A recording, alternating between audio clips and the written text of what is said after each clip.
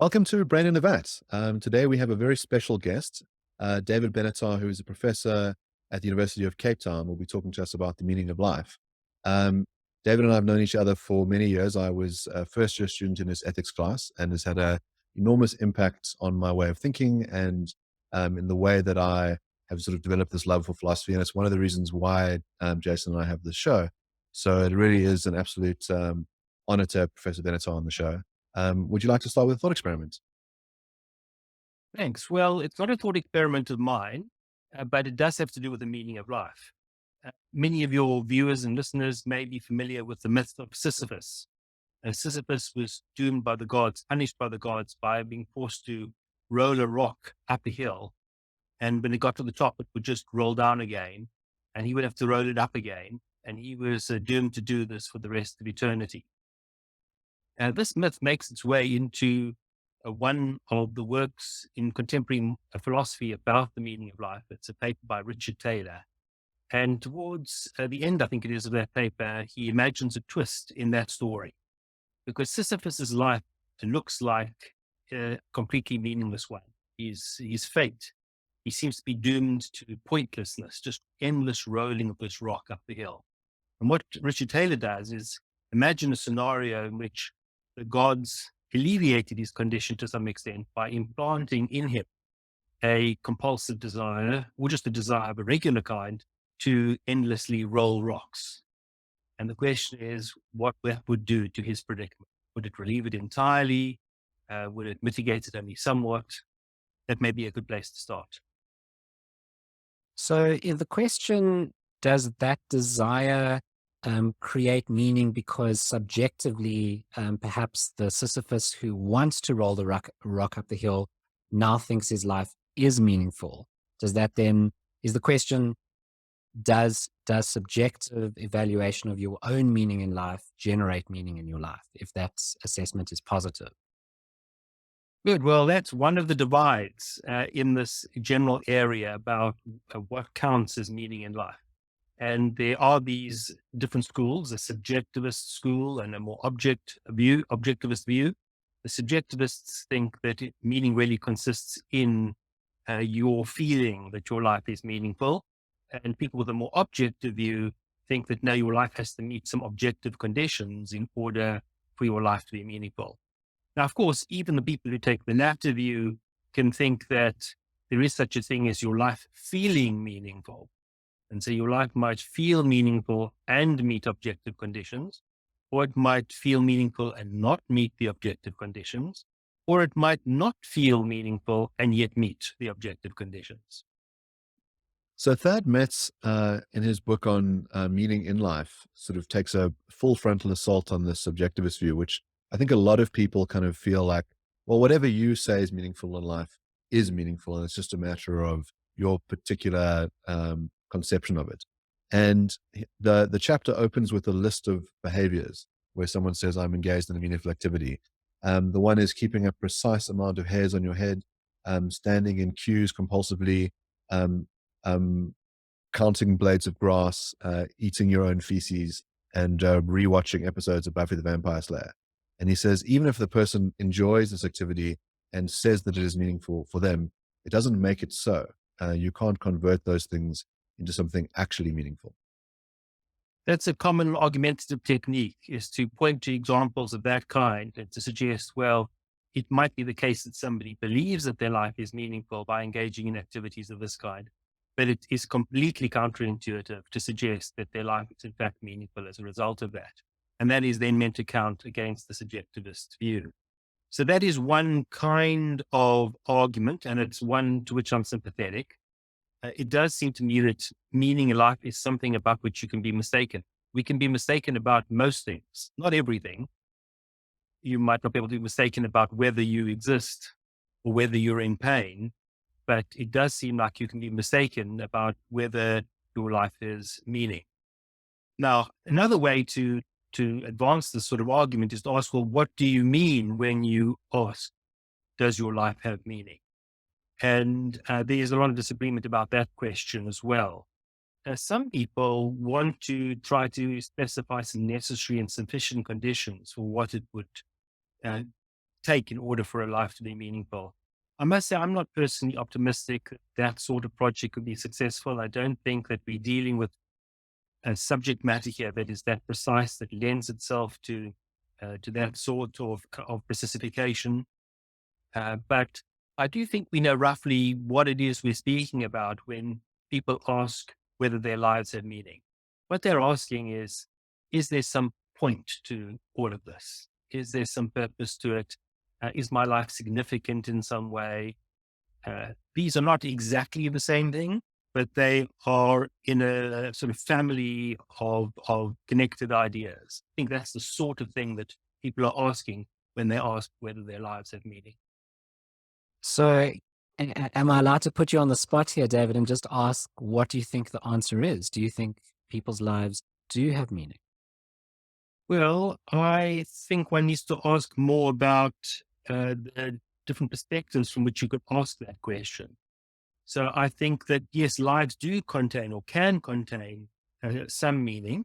In fact, I think most lives contain some meaning, but I think no lives contain other sorts of quite important forms of meaning. So let me say a bit more about that. If you understand meaning as significance or purpose or having a point, then I think there are a variety of ways in which you can put your life to some purpose, or your life could be put to some purpose. So you might be of significance to, let's say, your members of your family. You may matter to them. Uh, your uh, your very being may matter to them.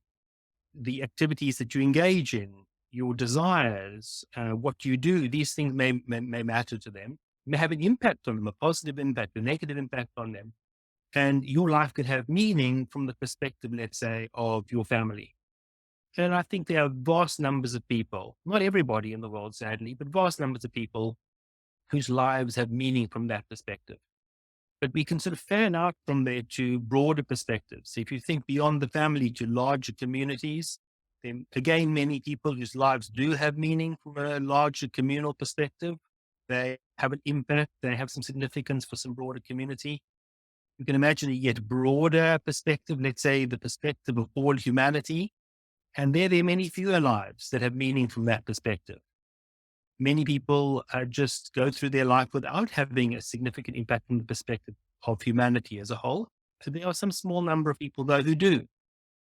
So you can imagine somebody, for example, who discovered or invented a vaccine for COVID, for the coronavirus, to prevent the COVID disease. Well, that person would have an impact on humanity at large. That would be a life that is significant from that perspective. And so I think there'll be some people whose lives are meaningful from that perspective. But then there's the much broader perspective, what is often called the cosmic perspective. The question is, well, could our lives have meaning from that perspective? And that's where I'm very pessimistic. I don't think that our lives do this. There are some people who disagree, and we can speak a bit about why they disagree and what they think the cosmic meaning might be. But there, I think we're going to fall short. And since that is, in a sense, the ultimate form of meaning, it's going to be, I think, somewhat disappointing, that news, at least somewhat disappointing, maybe very disappointing for many people. So I wonder, why do you think that that cosmic sense of meaning is, what you said, the ultimate form of meaning? Why is it the most important? Why not that very kind of individual level meaning? Why is that not more important, or perhaps the community meaning? Why would that sort of grander scale be equivalently more important? I think in general, the broader the perspective, uh, the more the meaning on one axis. It's not more in every axis, but there's an axis in which the broader the perspective, the more the meaning that you have. If you think what generates this sort of question, so imagine you get up in the morning and you eat and you perhaps clean yourself and you get ready to go to work in a normal world, not a pandemic world. And you go out there and you deal with all the frustrations of work and you earn your living. And why are you doing that? Well, in order to keep buying food, to keep you alive so that you can continue doing the work that you're doing. And people sort of sometimes step back and they wonder, what's the point of all of this? And if you layer in all the suffering that people have in their lives, the struggles that they have to endure, and the hardships, it's a very reasonable question and a very natural and normal question to say to yourself, what is this all about? What's the point of all of this?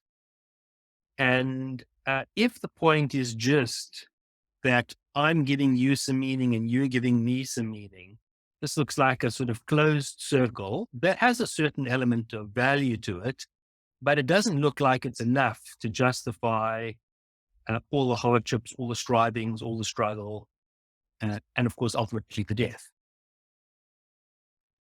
So I understand that there's sort of two different points here. The one is um, there might be minimal amounts of meaning in our lives, that a lot of people really are engaged in a Sisyphean task. They aren't engaged in anything genuinely meaningful. Their sort of lives are highly repetitious, and are often filled with other sorts of misery. So the meaning isn't doing much to sort of offset the bad stuff. And the other one is a perspective issue. So it might be, as you say, that there are some great people um, like Martin Luther King who are going to have a huge impact for generations, and maybe someone like Caesar for thousands of years. But once we zoom out from the perspective of the universe and we think how long humanity has been here for in comparison to all of time and all of space, it starts to look entirely insignificant. And then one might say, well, maybe it has some level of meaning, but only really on this micro level. Once we zoom out, it is as if it's, it might as well never have been. It is totally insignificant and totally meaningless. So think about, I don't know, two children squabbling in a sandpit together.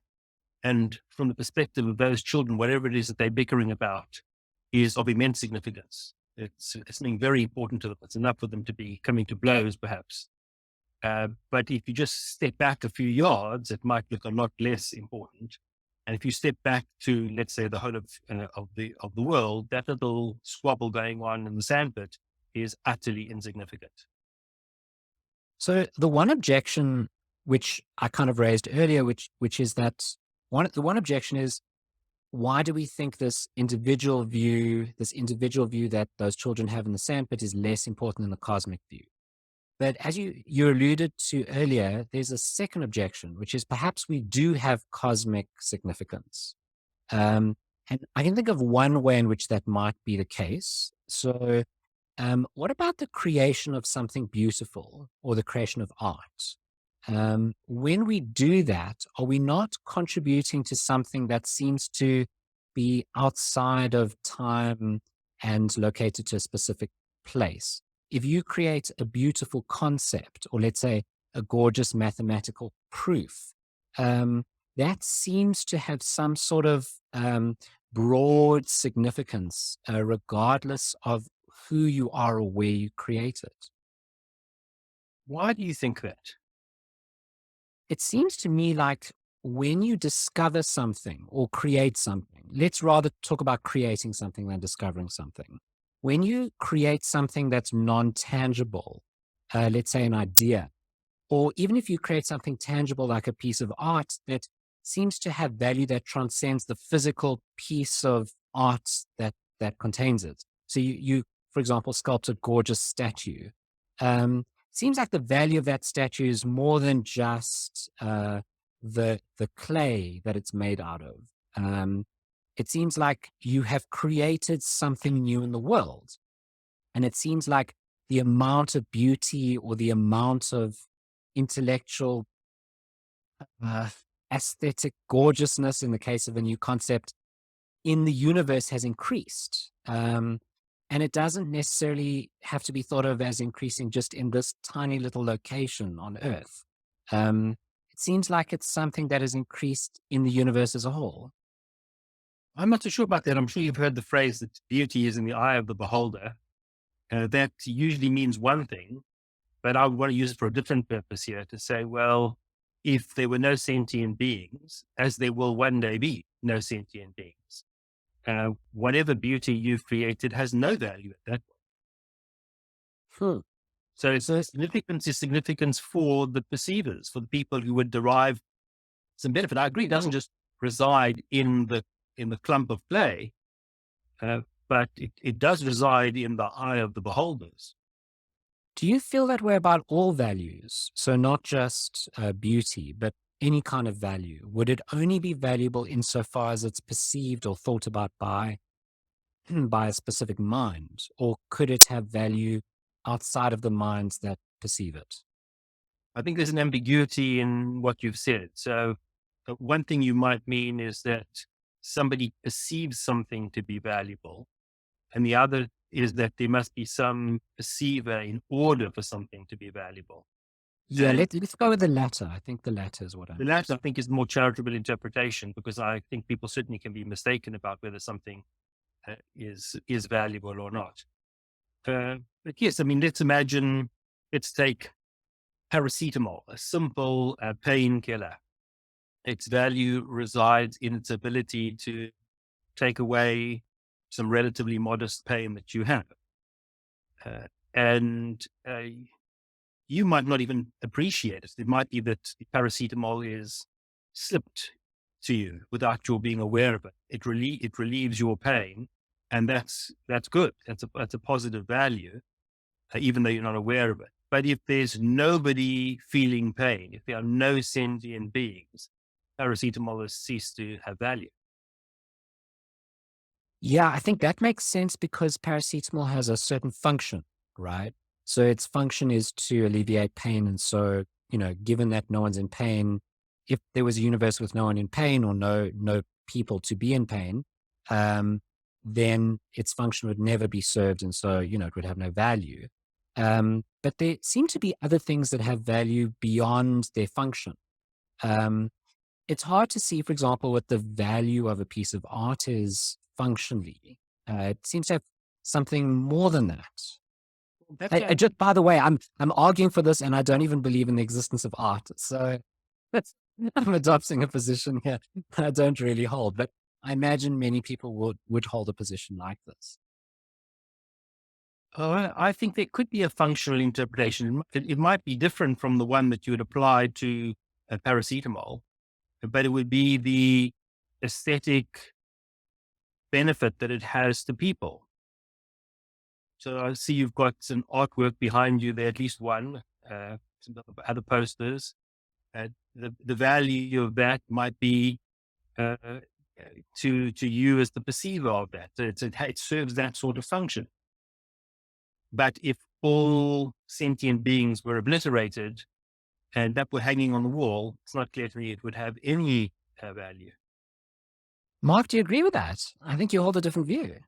Well, I think Jason's line of questioning might open up a different problem, which is that if we think that in order to um, perceive value, there must be a perceiver, then there's a sort of view about, well, the universe is the perspective that we're adopting to say that there is this very insignificant amount of value given the vastness of the universe, its time in terms of time and space. But the universe is itself not a perceiver.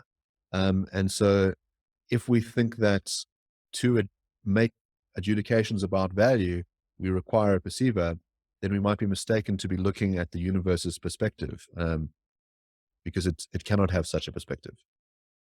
Well, I think you're quite correct that the universe itself doesn't have a perspective. But you can imagine a scenario, let's say, where the universe was heavily populated, or just more heavily populated than it is now. So it was populated not just on Earth, but there were other places where there were, let's say, sentient beings.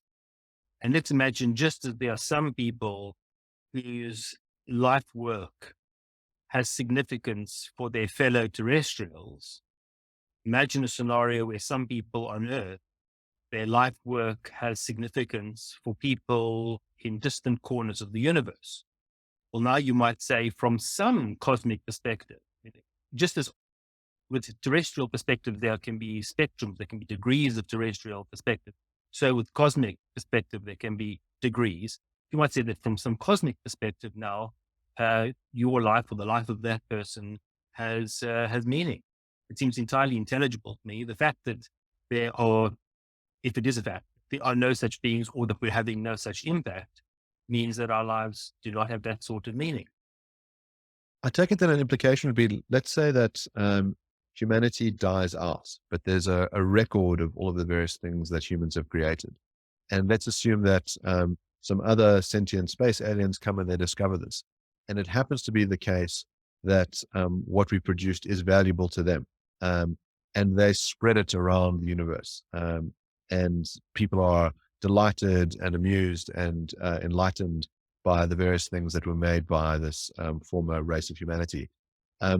That would, I take it, make our lives more meaningful from the perspective of the universe, even after we've died out, because the sort of record is playing this galactic role, having this big impact. Yes, of course, depends on the nature of that impact. So here's another thought experiment. Robert Nozick imagines a scenario where the purpose of our lives is to be food for intergalactic travelers. The reason why you were created was that intergalactic travelers could eat you. Now, that might be some sort of cosmic purpose, but it doesn't seem to be the right sort of cosmic purpose. It doesn't seem to be a satisfying one. It doesn't seem to give you the kind of answer you're looking for when you're wondering what it's all about. So you're going through all these life strivings and you're dealing with everything and it's difficult.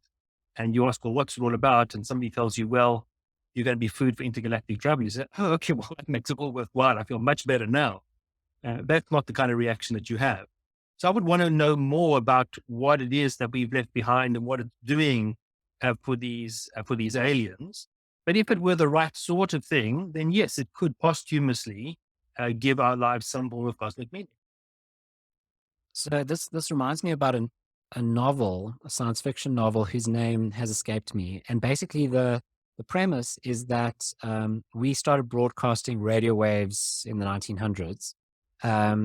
And all our TV programs and music stations have been broadcast over time, and they've gone out into space in wider and wider diameters until they've reached neighboring star systems, and we provide the entertainment for the galaxy, and totally unbeknownst to us. And one day when our programming changes, the neighboring aliens are quite upset.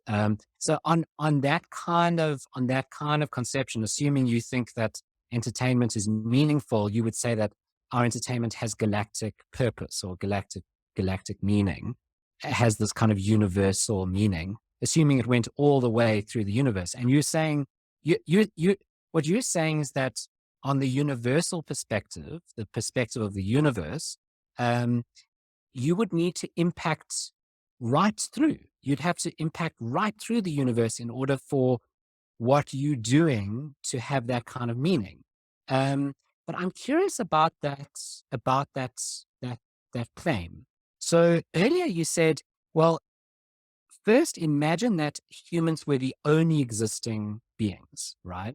But then you changed it to imagine that the universe was full of beings. In that case, it seems like we would need to impact a lot of those other beings on those far corners of the universe in order for us to have that universal meaning.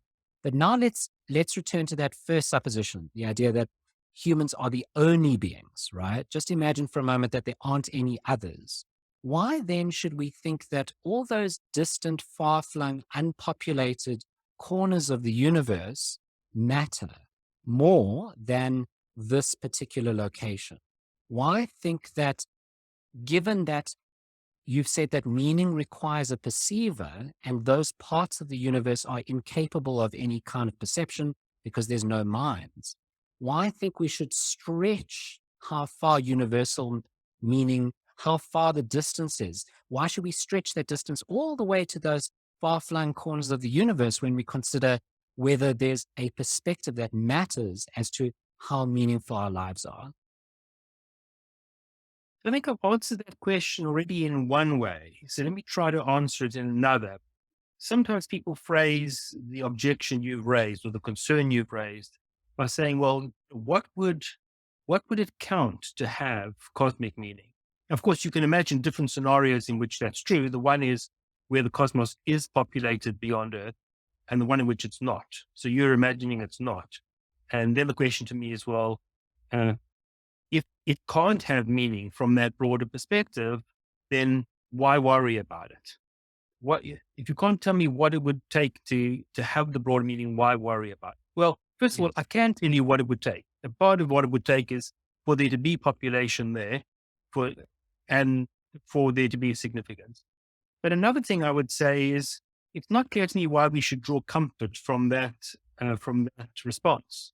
So let's come back to Sisyphus again. So let's imagine that Sisyphus is rolling this rock up the hill and down. I'm setting aside the scenario in which he's implanted with this desire. It's the classical myth of Sisyphus where he's rolling this rock up the hill and it's falling down. And he feels that it's utterly pointless. People who are watching him feel it's pointless. And he's complaining while he's rolling this rock and he's saying, this just really feels pointless. What's my life all about? And somebody said, well, what would you want the rolling of the rock to do in order for it to be meaningful? What meaning could come from this endless rolling of the rock? And if Sisyphus is unable to answer that question, if he's unable to say, what would be valuable about it? That shouldn't be a source of comfort to him. You shouldn't at that point say, oh, well, given that I can't see what point there would be to all of this, I now no longer need to worry that there's no point.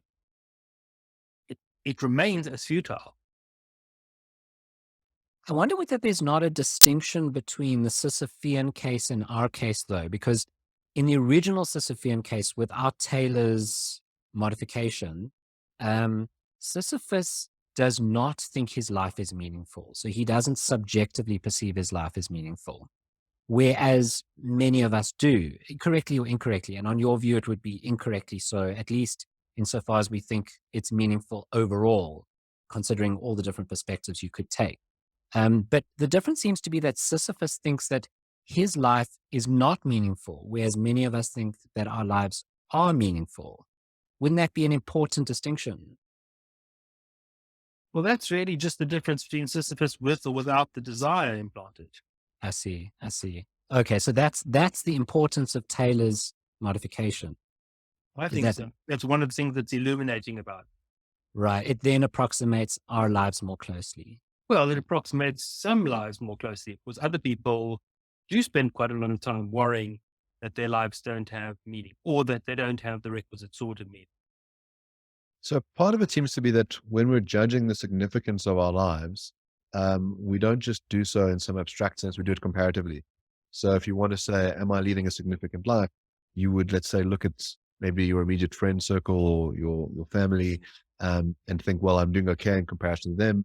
When we start zooming out and looking at your community, you might think, well, really the impact I'm having is rather insignificant to the big leaders in my community. And then when you think about the sort of the greats of humanity who, saved thousands of lives through their innovations or created beautiful works of art, you then again think that your contributions are, less significant.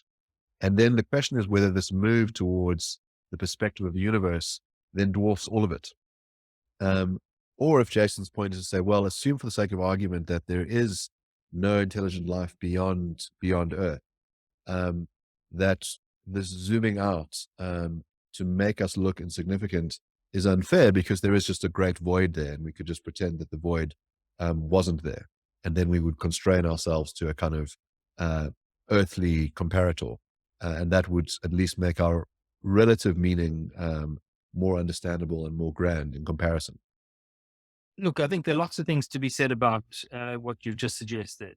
The one is, how should we respond to our condition? How should we respond to the fact that we can get terrestrial meaning of some kinds, not of other kinds, that cosmic meaning is not open to us? And one response is just to be perpetually demoralized about this, virtually gloomy about this. Some people want to go so far as to take their own life because they think there's no cosmic purpose. And I don't think that's the right response to that. So it's not that I think we should ignore the ways in which our lives can be meaningful, that we should ignore the ways in which we can make our lives more meaningful than they are. But I just don't think we should delude ourselves into thinking that they are more meaningful than they are and that they can be. It's just a question of having a clear-eyed view of just how much meaning your life can have. Another thing I want to say about the scenario presented is that I don't want people to think that this is about accolades. this is about being known. Sometimes the thing that you do is connected with your identity, but it needn't be. So there are lots of people who do lots of good things that impact a large group of people, and the identity of that person or the benefactor is never known. And I don't think that diminishes the meaning of that person's life. It might diminish the recognition that others have of how meaningful that life is, but it doesn't diminish the meaningfulness of that life. So you raise an interesting avenue, which is if we are in the situation where our lives are less meaningful than we would like them to be, and there are all these other kind of ills that come along with existence, the sort of daily pains, the horror of death, the sort of immense suffering. What are we to do given our human predicament? Well, not make more humans. That's the first thing, because once you recognize that this whole thing is ultimately pointless, that there's all this striving, all this hardship, and it might have some benefits for people immediately around, but it ultimately is pointless. I think you would say, let's just not keep this going. This is ridiculous, just to generate more meaning seekers, more beings to face adversity. So that's the one thing. Then you have to worry about, well, what about me? I already exist. What should I do? And then I would say, well, you lead as good a life as you can lead. And I don't just mean morally. So it's partly about the quality of your own life to make your life better than it otherwise would be. And partly if you can have some positive effect on those around you, either very proximately or more distantly, then that would also be a way of improving in your life, both in terms of its quality, if it's felt, and also in terms of its meaning. So I wonder if someone can't respond to you as follows. If they can't say, okay, all right, you've convinced me there's no meaning in life, or at least that meaning in life is much, our capacity for obtaining meaning in life is much lower. The bar is much lower than we initially thought. There's some sort of hard limits on how much meaning we can generate, not conceptually, but just empirically, that we almost never generate the kind of meaning that we think we do. So suppose someone says, okay, you convinced me. Okay, good. But there are other values in life which are worth pursuing. So I'll agree there's no meaning in life, or not no meaning in life, but very limited meaning in life. But I still want to pursue a life which tries to achieve perfection, for example, or tries to achieve beauty, or tries to explore conceptual ideas, or whatever it is. Does your thesis extend to other values as well, that we could only achieve very little of each of those? Is it just limited to meaning, or does it go further? Oh, indeed, I've got pessimistic views about that too. If you think about, just take knowledge. So, if you think knowledge is a good thing, and you think of a spectrum between knowing nothing and knowing everything, well, we're much closer to the knowing nothing end of the spectrum. Certainly as individuals, and even if we were to stack all human knowledge on top of one another, of course, no individual could have immediate access to all of that. Even if we did that, we would still be very close to the know nothing end of the spectrum. But focus on the individual. Just think of all the languages that you can speak fluently that you don't. Think about all the things you could know about the universe that you don't. Think about all the things you could know about other disciplines that you're not expert in and don't. And then think about all the things in your discipline that you are expert in that you don't know about. We know very, very little. So I can imagine two ways of one assessing that claim, that we know very little. So the one way of assessing the claim is that if you think about all the possible propositions that are true, we would know very few of those propositions. And that seems, obviously correct. But perhaps there's another sense in which we do know quite a lot, which is, firstly, we zoom out from the individual to humanity as a whole. So I'm cheating a little bit. But it seems also that if we combine that kind of humanity perspective of what we know, together with are there certain fundamental truths that we know from which other truths can be derived? Then it seems like we are making significant progress. So humanity is working very hard towards coming up with a theory of everything. And that theory of everything would be some kind of scientific theory, trying to understand how all matter kind of derives from an initial state, plus a set of laws, which explains a previous state, how a previous state brings about a future state. And then we go back all the way to the initial state, which is the Big Bang, and then explain things going forward. If we could come up with some sort of theory of everything, whether it be string theory or whatever it is, wouldn't that go a long way towards, in an important sense, knowing a lot? I think that we are unduly infatuated with our own capacities. And I think part of what feeds this is that they don't look like there are other species around that can do better than we can as a species. But I'm also worried about how much vicarious pride is taken by humans in what other humans are doing. So if there are some sort of genius scientists out there that are discovering all these wonderful things, and we're taking some pride in that fact, that's misplaced. We don't get any credit for that. And the other thing to notice, of course, is a lot of those people, brilliant as they are in their area, have all kinds of other deficiencies. I mean, think about some of these great minds that can probe the ends of the universe in their minds, in their heads, and they can't get into the mind of the person next to them. They can't mind read the person next to them. They can't see how their behavior is being viewed by that next person. They have mind blindness of that kind. Um, and I think we should focus more on the individual for now, rather than on the collective species, because it is more about the individual predicament. Although some of what I say would also apply at the species level. We know very little. We're very limited. And it's not just knowing. It's not just about propositions. Think about wisdom. And wisdom is not just about propositions. And some people have more of it and some people have less of it. But any one of us has very little in comparison with what we could have in principle. So it seems that we're sort of standing at the base of an incredibly tall cliff, and one which is probably insurmountable.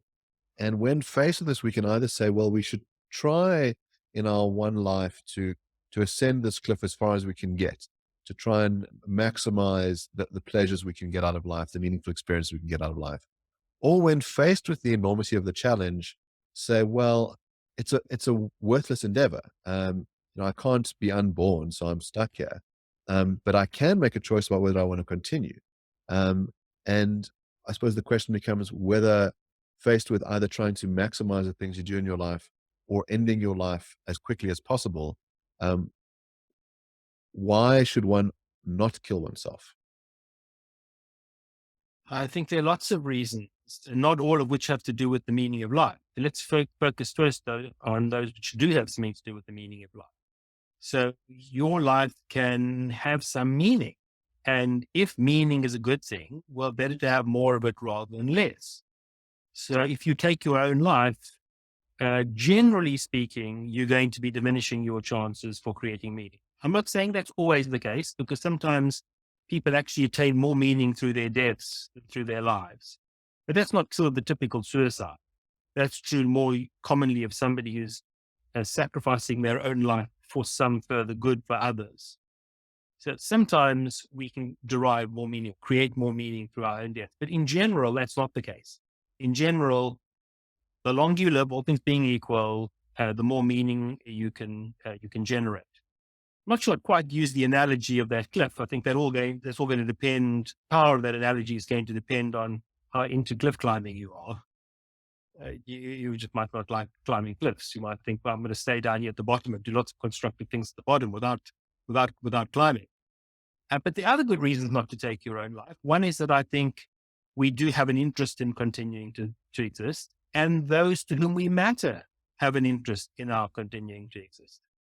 And meaning isn't everything. There are other things as well, like pleasure. So let's imagine that you didn't have meaning, but you could get more pleasure or other goods. in life. It may be worth pursuing those, even if meaning or more meaning will be beyond your reach. Are those enough? Those other goods. In other Now, words, if it's well, enough to keep you alive, then yes, I think don't take your life. It's ill-advised to take your own life because you think your life doesn't have cosmic meaning. but I wonder then if you're stuck in a dilemma here. So, on the one hand, if you say they're enough to validate why you should carry on living, or at least why you shouldn't take your life, then it seems like that's enough full stop. And enough full stop sounds like can give your life meaning. Um, if you say that, well, actually, they're pretty pitiful, they're extremely limited. There's only a small amount of these goods you can get, and in the scheme of things, it seems meaningless.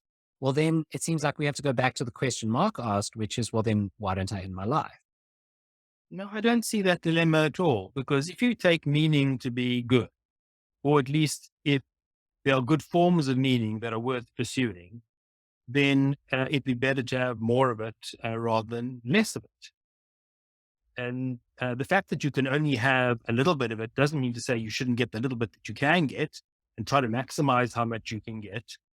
So let's say that you are in an objectively awful state of affairs. You're in a concentration camp. You are beaten every day. You are deprived of almost all of life's pleasures. It is objectively an awful state of affairs. But every day you kind of get doled out some small pleasure. A single drop of honey gets put onto your tongue, or a kind word gets sort of gestured at you. And you say, well, I guess this is better than nothing, these sort of small things, and therefore I should persist. But, if we make it bad enough, there must be some point where we say, well, it would be better for you to end this existence. It is so awful that those little bits of meaning or little bits of pleasure, those breadcrumbs don't make the whole thing worthwhile. And there is some rational reason to end your life. And maybe that's what our lives really are like when we zoom out, that they are so awful that these little bits of pleasure and meaning don't make continuing them worthwhile. I think what's so interesting about Mark's point is that so far we've discussed the limitations on goods, right? And meaning being one good or one value. You've discussed those limitations in our lives. But now Mark has brought up this other question, which is how much bad is there in our lives? And you haven't said yet during this discussion your views on that, but assuming that your view is that there's a lot of bad, then Mark's objection seems to go through. Well, I think what Mark's scenario has done is it has lumped together questions about meaning and questions about quality. So meaning of life and quality of life. And there is some discussion about what the relationship between those two things is. Certainly, a sense of meaning is going to contribute towards the quality of life. And then some people might want to have a notion of quality that is so expansive that it also includes objective meaning, even when the subjective assessment of that objective meaning is not present. Other people will just want to draw a sharp divide between the quality of life on the one hand and the meaning of life on the other. So the first thing I want to do is I want to just note that there are at least two things going on there, even if they're overlapping. The second thing is to say that I don't think that suicide is never the rational thing to do. I think it is possible let's just focus for now on the quality, for the quality of life to be so bad that it is not in your interests to continue living. Maybe in some of those circumstances, although the quality has fallen below, let's say, the 0 level, there's enough meaning to warrant your staying alive. So maybe meaning can contribute something and push you, let's say, above the 0 level. But certainly, if you want to lump those two things together, the meaning and the quality, I think there's some lives that are going to be so bad or reach a point where they're so bad that it is more rational to end them. All I'm denying is that is generally true. It's not that anybody listening to this discussion should go out and say, well, the implication now is that I should take my life. No, it's not. If you tell me that you've got a terminal disease and you're in an advanced stage of this, and you're suffering unbearably, the only way this is going to be alleviated is by dulling your consciousness. Because of your condition, you can't generate any more meaning. If you're in a condition like that, then it's like, okay, well, let's talk now about whether assisted death is reasonable. This is the kind of condition where it may well be. It may well be reasonable. But for you or for Mark or for me at this very moment, I don't think it's rational for us to take our lives given the things we would be deprived of, given the fact that we would be annihilating ourselves, given the fact that we would be now limiting the amount of meaning that we could generate in our lives, given the harm that we would do to other people by taking our own lives. Lots of reasons here not to end it. I'm curious when you talk about annihilating yourself, whether that is a bad in and of itself, whether that is an evil. Do you think that annihilation, in other words, ceasing to exist, is a bad thing beyond just the fact that you can no longer get good things? I do think that, and I know it's not uncontroversial, and I know that people with alternative views. My sense, at the very least, is that most people accept this idea implicitly. Most people yearn to continue existing. And part of that is because of the goods that they can have. But if we look at very, very many people who are in terminal conditions, who don't have much to look forward to, and who yet want to hang on to life, I think tells us something about human nature and probably about sentient nature more generally. Now, you might want to say, look, this is just a kind of irrational life drive, that in fact we don't have an interest. And I don't know how to settle that question. I don't think there's a definitive way. I certainly haven't thought of a definitive way of settling that question. I mean, that's exactly why there is a dilemma once you already exist. That dilemma can be avoided by not creating new beings that will face that predicament, that will suffer that dilemma. And that's why I think these thoughts again lead to antinatalist conclusions. So there's some sense in which you might think that it's impossible to be annihilated. So depending on our theory of time, if we take the view that the past has an existence, and that, you have like let's say a block universe where you could chunk out a piece of space time, the fact that you existed at some point, and then cease to exist in the future, but you are always indelibly marked in that block universe as having had a certain existence, and that existence is there for eternity, let's say, or at least until the universe itself ceases to exist. I wonder whether that plays any role in our evaluation of our lives, if we think that in some sense we are there indelibly and cannot be totally annihilated. I'll tell that to you when you're facing execution and see how comforted you are by it. It's somewhat flippant comment, but I don't think that those sort of weird metaphysical views are going to comfort people. And so when one could probe them in more depth, it may just be that what you mean by annihilated is perfectly compatible with this. It means that, for example, your opportunity for generating further meaning maybe ended. And I know this now moves into a deprivationist view as well. But the point you make actually isn't limited just to the annihilation point. It would apply to deprivation as well. Well, it seems like part of your argument is that there's two things that are bad about dying. The one is that you miss out on future goods, and the other one is that the annihilation in and of itself is bad. I mean, people do seem to derive some comfort in the sense of their works living on beyond them, or them being remembered by their children. And so they might very well feel some comfort I cannot be scrubbed from reality. Maybe my children will eventually die. I will eventually be forgotten. My works will be destroyed. But in some more fundamental sense, I'm indelibly marked in the universe. So that's exactly where we come to this question, this yearning for meaning. And some philosophers have suggested that where that yearning comes from is from our limits. And what meaning is about is transcending your limitations. Some of those limitations can be within your life. So you reach beyond yourself into having an impact on other people who are around contemporaneously with you. And then sometimes the limitations are questions of your mortality. So you want to sort of, as it were, reach beyond the grave and try to defy death, not entirely, because as you know, it'll all come to an end at some point, but at least to survive in some way beyond your death. That motivates a large number of people. I would say the vast mass of humanity is motivated in some way by that. So let's touch on something else. I mean, let's say we could be immortal. Would that make our lives better or more meaningful if we never died? Well, those again, maybe two different questions. So again, is the philosophical literature on this question about whether immortality would be good. And some people like Bernard Williams have suggested, no, it would be terrible.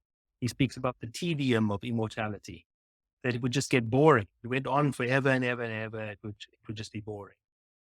Other philosophers have responded and said, well, it needn't be if you have enough different kinds of pleasures and activities to engage in. So you could do some and then move on to others and move on to others. And if you came back to some of the earlier ones later, then you would gain new joy and pleasure from just as you do in a mortal life. And so there's a debate about that. Now, I think if we're going to think about immortality, which is obviously an entirely hypothetical case, because there is no way that we can be immortal. And the universe will come to an end at some point. So even if in principle you could continue living forever, you wouldn't have the planet on which you could live, and you'd come to an end one way or another. But if you ask, would that be good?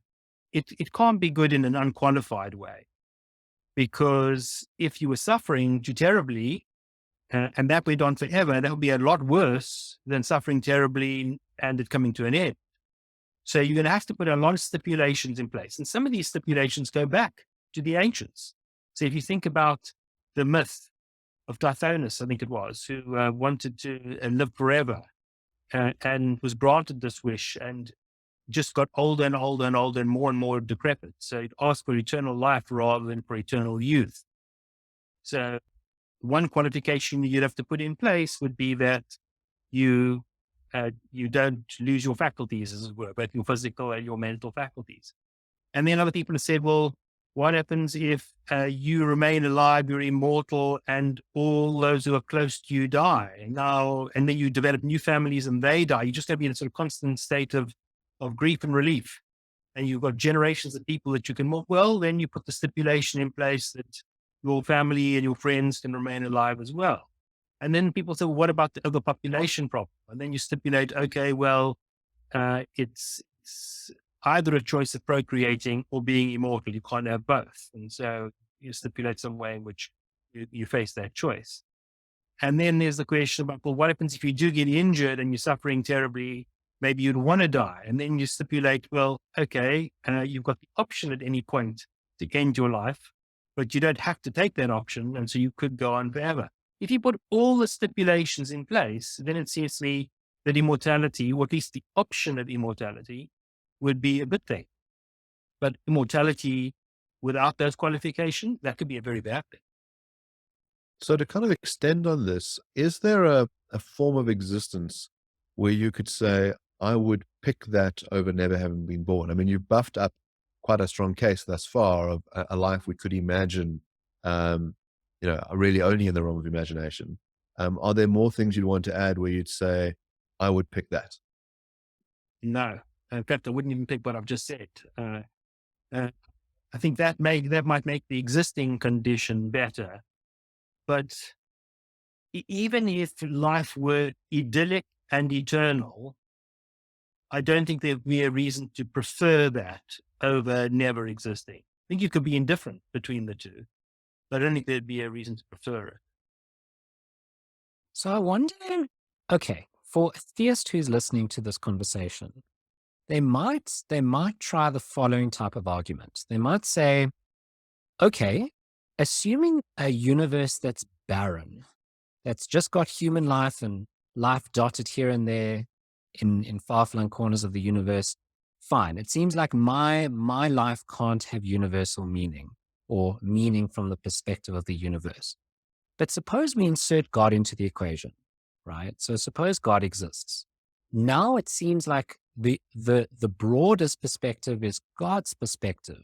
And now let's also insert the claim that God cares deeply about my individual life and even sees my life individually. In other words, he can kind of like perceive the value and the meaning of my life from my perspective. And so we've reduced that universal perspective down to the individual perspective. And now God sees that when I do things for my neighbor and impact their life in some way and feed their cat on the weekend when they're away, they feel that I have contributed to their life in some meaningful way. Now it seems like, doesn't now my life have meaning? I think that's exactly why the idea of God is so attractive, or at least it's one of the reasons why the idea of God is so attractive. Now, I should say that not everybody thinks that. So there's certainly some atheists who deny that God would give us the requisite sort of purpose. Some of them put on a kind of brave, optimistic face, and they say, "Well, if you were created to fulfill God's purposes, then you're really just an agent of God. You're a pawn of God. You've got to do what He wants. Whereas if there's no God, then we are our own agents. We can do what we want to do, and isn't that emboldening and affirming?" So there are certainly people who have that sort of view. But I do think that there's an attraction in the idea God as ultimate cosmic being and benevolent cosmic being could endow your life with the right sort of meaning. There are questions about what that would be. And I'm not sure how we can fill those out. A common theistic move is just to marvel at the mysterious ways in which God works without sort of filling in the details. But I do think that there would be something comforting in that idea, which is why I think it is so attractive. I don't think it's true. Right. So, I mean, to then back to Mark's question, which is there some kind of life that you would want to be born into? Wouldn't that life be the life where God does exist and does take your life very seriously from your point of view? And you really love your life, right? You really enjoy your life and believe that it's very meaningful, whether you plant counting pieces of grass or you're counting your hairs. If you believe very firmly that that's very important and you anchor that in God because God believes whatever you believe, um, then voila, haven't we generated a meaningful life that you would want to be born into? No, I mean, I think that might be a version of the idyllic life. And so then I would be indifferent between that and never existing. But remember, there's lots, as I've gestured before, in that theistic view that's left unsaid. So we've got this kind of vague hand waving suggestion about how God would provide you with the requisite form of meaning, but the details are not filled out. And it's in the nature of the narrative that you can't fill them out because you're a mere mortal, whereas God could. And so much depends on the plausibility of accepting the idea that God does exist. So something we haven't talked about, but I'd really like to talk about before we end, and you've alluded to it a few times, and I know that a lot of your work over the years has been on this topic, is this notion of antinatalism, or better not have been. Um, and you've mentioned it a few times during this discussion that if you could choose between the idyllic life and not to have been, you would be you wouldn't prefer one over the other. Um, why would that be? Because I don't think there's a net advantage to the idyllic life. It's great if you're here to have an idyllic life. But if you hadn't existed, you wouldn't have been deprived of it. We as existers are deprived of everything short of the ideal. But if we'd never existed, it would not have been a loss. It would not have been a loss. No, not it wouldn't have been a loss to us. It wouldn't have been there. It wouldn't have been a loss to us. So I take it this could be cashed out in two ways. The one is there's a non-existent entity, and so that entity can't miss out on things. It cannot have the experience of FOMO. It can't say, "I wish I could have had this idyllic life." It had no prior existence, so therefore cannot be deprived of anything. and so is in a state of neutralness. And the other one would be to say, well, it's got the benefit of having missed out on all the awful things that happen in life. So we might take the view that when we avoid, an accident where we were paralyzed, we say a good thing happened. We missed out on this terrible thing that could have happened, and that is positively good. Being committed to reality in the sense of being able to confront it for what it is means an ability to recognize all of the dark, awful things, but also all of the wonderful things about it. But is there some virtue in having a deluded state? So a lot of people will say that they say, well, I'm not really sure if there's a God, but I'm going to act as if there is one because it makes me feel happier. You've written about a kind of how people are Pollyanna-ish. So they tend to look on the bright side of life. And that this has some limited sense in which it actually makes their lives go better because of the false perception. Is there some extent where we ought to embrace a delusion, or should we be striving for as accurate a possible perception of reality as there is? Well, this is a question that I discuss in the book, The Human Predicament. I do recognize that there can be these feedback loops. And so if you think that your life is better than it is, it actually comes a bit better than it otherwise would have been, even if it doesn't become as good as you think it is. And it is true that some deviations from reality can make you feel better, but if you get too deviated from reality, then that might not actually be good for you. It's very hard to find the sweet point. And it's also, of course, not just about you. So if there are things that you can do that make your life go better, then in principle, I'm in favor of them, but you need to be very cautious that in the process, you're not going to make them a lot worse for other people. So think about, for example, the ideologue who is so committed to whatever worldview it is that they have, that they're now going to inflict misery on people who disagree with them. They might be religious, they might be secular, there's all kinds of versions of this. Now, you might be deriving immense satisfaction from your self-righteousness, from your sense that you are correct. But look at all the misery that you're inflicting on other people. Now you've stepped well over the mark. Again, to come back to antinatalist themes, I would say that if you are sufficiently deluded that you now bring new beings into existence, you're doing a lot of harm in the process. So if you can sort of straddle that path, I wouldn't say go for delusions. I would say go with coping mechanisms of another kind. And they can include things like not focusing on all the time. So you can sit down and decide that you're going to focus all the time on the meaninglessness of life. Well, that's a very good way to get less meaning in your life.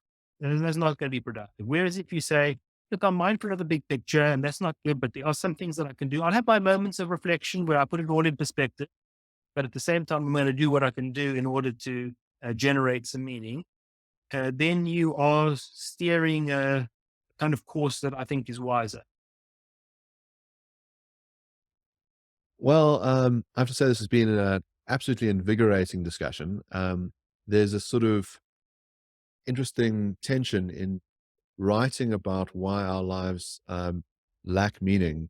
I think you were engaged in an incredibly meaningful endeavor, one which has made many people's lives much more meaningful because it's been a cause for reflection, to sort of pursue truth, and to think about things that are beyond the everyday. I really commend the incredible impact that you've had, not just on my life, but on so many other people's lives in this regard. Just on our planet, Mark. Just on our planet. Smaller scope than that. At least for now.